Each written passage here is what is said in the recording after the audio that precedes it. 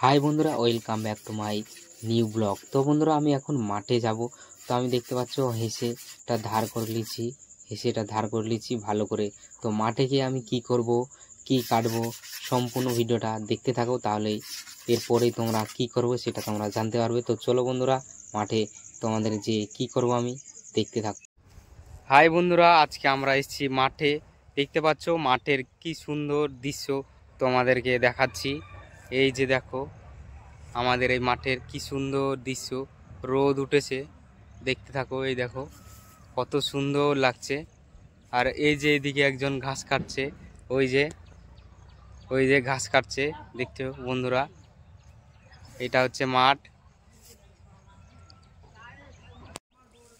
High বন্ধুরা, আজকে সকাল সকাল একটু মাঠের দিকে আসলাম।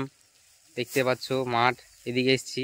এই যে খেসাল, এই যে ঘাস আছে, এই ঘাস দিয়ে বাড়ুন তৈরি করে এই ঘাসগুলোকে কাটবো, দিয়ে বাড়ুন বানাবো। দেখতে পাচ্ছ এই যে এই ঘাসগুলো, তার জন্য আসলাম। তো কাটবো, দেখতে থাকো বন্ধুরা। তো বন্ধুরা, এই যে দেখতে পাচ্ছ খেসাল গাছ, ঘাস গাছ না ঘাস বলে, এইগুলো দিয়ে বাড়ুন তৈরি করে। তো আমরা এইগুলো কাটবো, কি নাম বলে আমি সঠিক জানি না ভালো। এগুলো কাটবো, কেটে বাড়ি নিয়ে যাবো, দিয়ে বাড়ুন তৈরি করবো। তো এখান থেকে কাটি, বড় হয়েছে ভালোই, খুব সুন্দর।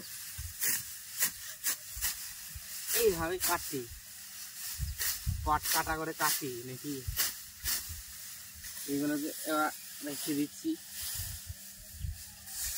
তাহলে কাটা যাবে না। তো কাটছি, এখানে অনেক হয়েছে।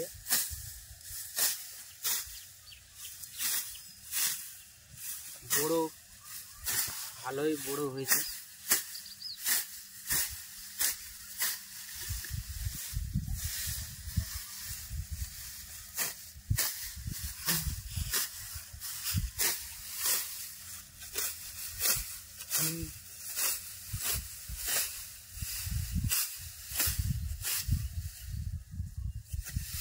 এগুলো দিয়ে বানিয়ে আবার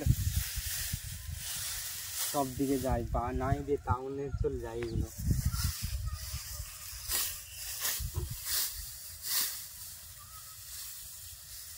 এগুলোকে আবার বাঁচতে হবে শুকিয়ে গেলে।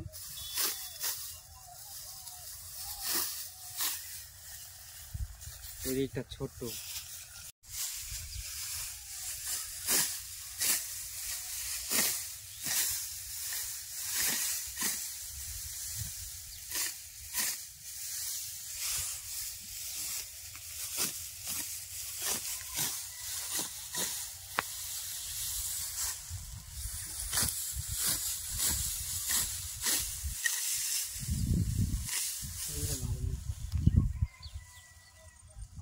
অন্ধকার।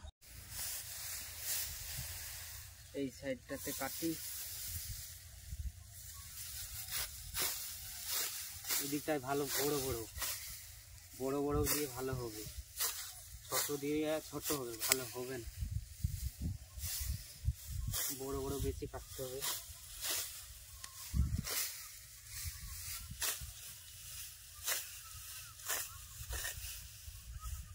এই গাছগুলো সাধারণত যেসব জমিতে চাষ আবাদ করে না, সেই সব জমিতে দিন দিন বছর বছর পড়ে থাকে।